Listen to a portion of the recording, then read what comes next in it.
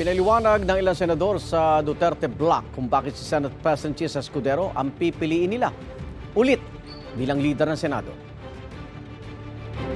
His stand towards impeachment is not a factor to our decision in choosing him as our Senate President. Ang pinaka-big factor dyan na nakikita ko lang talaga is yung pagka-open niya. Nakikinig siya. We will vote as one, as a block, no? Yung una, 4 kami, naging 5, naging 7. Kung sino yung makakatulong sa mga pagsusulong ng mga programa na makakatulong sa mga mahirap. Ayon kay Senador Bato de la Rosa, kasama nila si Senador Bongo sa Duterte Block, sina Senador Robin Padilla, Amy Marcos, Rodante Marcoleta at magkapatid na Mark at Camille Villar.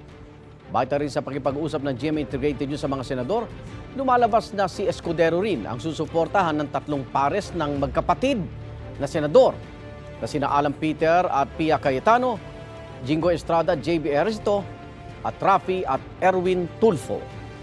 Sa kabilang banda, nangangampanya rin daw ang Veterans Bloc para maibalik bilang Senate President si Senador Tito Soto.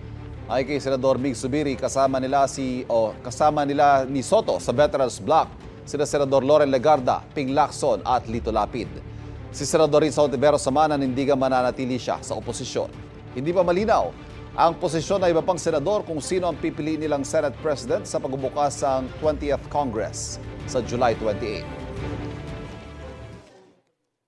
Basta nakatutok pa rin ako doon sa layunin na palakasin yung oposisyon, hindi lang sa loob, pati sa labas ng Senado. There are mini caucuses that are happening still right now.